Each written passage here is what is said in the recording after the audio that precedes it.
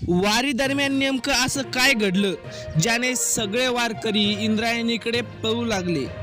वारी दरम्यान इंद्रायणी नदीत काय घडलं? धक्कादायक माहिती समोर, वारकऱ्यांमध्ये खळबळ. आषाढी वारी म्हणजे महाराष्ट्राच्या श्रद्धेचा आणि भक्तीचा महासागर. लाखो वारकरी ज्ञानोबा तुकाराम या जयघोष करत पंढरपूरच्या दिशेने पायी निघतात. पण यात वारी दरम्यान इंद्रायणी नदीच्या परिसरात घडलेल्या एका धक्कादायक प्रकारामुळे अनेकांच्या मनात चिंता निर्माण झाली होती. 2 दिवसापूर्वी आळंदीमध्ये धुवाधार पाऊस चालू असल्यामुळे नदीला पूर आले असल्या कारणास्तव वारकऱ्यांमध्ये भीतीचं वारं पसरलं होतं. मुख्यमंत्र्यांनी सुद्धा आदेश दिले होते की कोणीही आळंदीच्या दिशेने येऊ नये. यामध्येच आता वारकऱ्यांना वाटलं होतं की पालखी निघणार की नाही, परंतु अशी माहिती समोर आली की ज्याने सगळे वारकरी इंद्रायणी नदीकडे पळू लागले. नेमकं घडलं काय, वारकऱ्यावर काय परिणाम झाला आणि प्रशासनाने कोणते पाऊल उचलले ते आपण व्हिडिओमध्ये पाहणार आहोत. त्यामध्ये वारकऱ्यांमध्ये वाटलं होतं की आम्हाला पंढरपूरला जाण्यासाठी आळंदीवरून पालखी निघणार की नाही, अशा वारकऱ्यांमध्ये संभ्रम होता. परंतु अशी धक्कादायक माहिती समोर आली ज्याने सगळे वारकरी इंद्रायणी नदीकडे पळू लागले. मुख्यमंत्र्यांनी सांगितलं होतं की कोणीही आळंदीच्या दिशेने येऊ नका, कारण की आता आळंदीमध्ये येणारे 4ही पूल पाण्यामध्ये डुबलेले होते. धुवाधार पाऊस झाल्या असल्या कारणास्तव आळंदीमध्ये जास्त प्रमाणात पाणी झाल्यामुळे वारकऱ्यांमध्ये संभ्रम निर्माण झाला होता की आळंदीकडे जायचं की नाही, आणि प्रशासनाने आदेश दिले होते की आळंदीमध्ये कोणीही येऊ नका. 2 दिवसाच्या धुवाधार पावसामुळे 4ही पुलांवरती पाणी आलेलं होतं व वारकऱ्यांना वाटलं होतं की पालखी पंढरपूरकडे प्रस्थान होणार की नाही. परंतु माऊलीचा असा एक चमत्कार समोर आला ज्याने सगळे वारकरी आनंदाने नाचू लागले. सर्वांना चांगलाच मोठा आशीर्वादाच्या रूपात हा चमत्कार पाहायला मिळाला.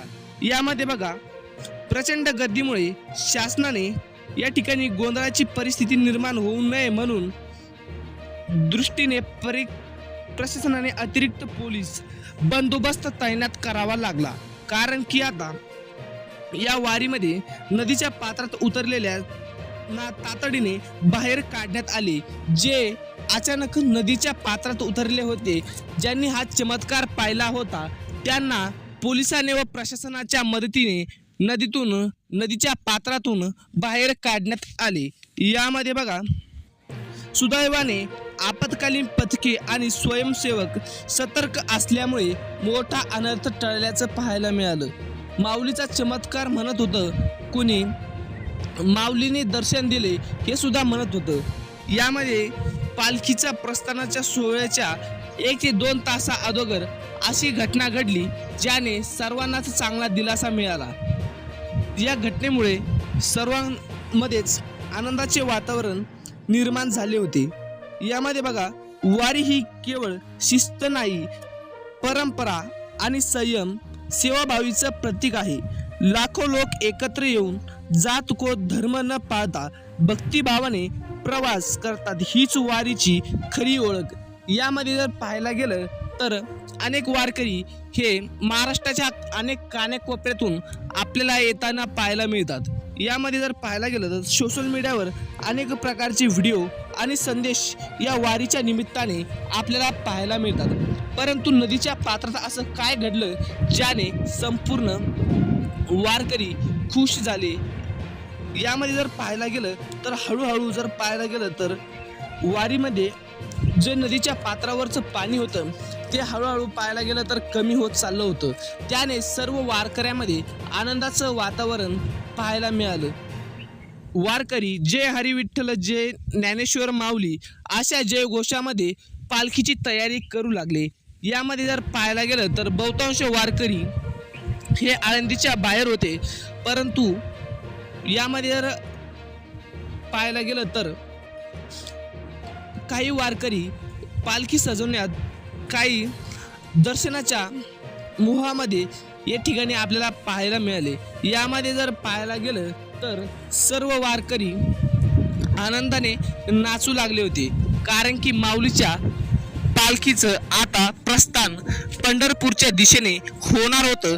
त्यामुळे सर्व वारकऱ्यांमध्ये चांगलाच आनंदाचा वातावरणाचा आपल्याला पाहायला मिळत होतं। जय हरी विठ्ठल, जय ज्ञानेश्वर माऊली, रामकृष्ण हरी अशा जयघोषामध्ये सर्व वारकरी आता पंढरपूरच्या दिशेने आपल्याला जाताना पाहायला मिळत होते।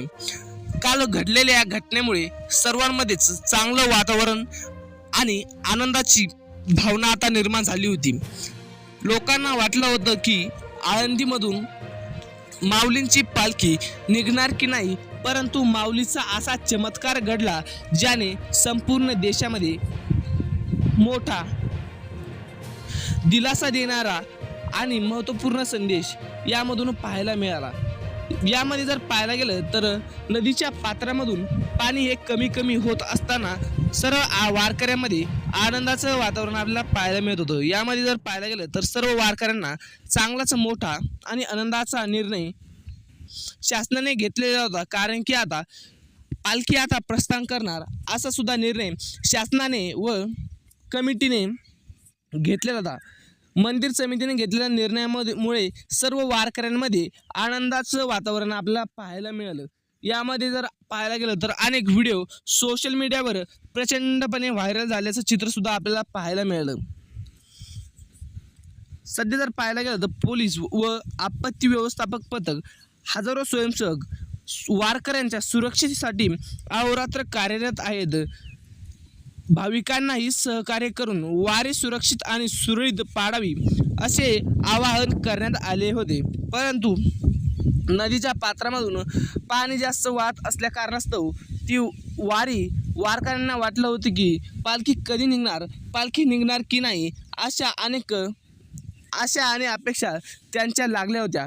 परंतु नदी पात्रातून पाणी हळूहळू कमी झाल्याने सर्वांमध्येच आनंदाचं वातावरण पाहायला मिळालं होतं। जास्तीत जास्त शासनाने 1000 वारकऱ्यांनाच फक्त तिथे परमिशन दिलं होतं की यांनीच या ठिकाणी पालखी प्रस्थानाच्या वेळी मंदिराच्या अवतीभोवती व गाभाऱ्यामध्ये राहावं। बाकीच्यांना सर्वांना बाहेरच होते, कारण पाण्याचा वेग वाढू शकतो आणि पाण्याची पातळी कमी झालेली नव्हती। फक्त पाणी हे पुलाच्या खाली आणि पाण्याच्या पातळीमध्ये पहिल्यापेक्षा थोडी घट झाल्यामुळे वारकऱ्यांमध्ये आनंदाचं वातावरण आपल्याला पाहायला मिळालं। तुम्हाला कसं व्हिडिओमध्ये माहिती कशी वाटली कमेंटद्वारे नक्की कळवा आणि व्हिडिओ कमेंटमध्ये रामकृष्ण हरी जरूर लिहा। धन्यवाद।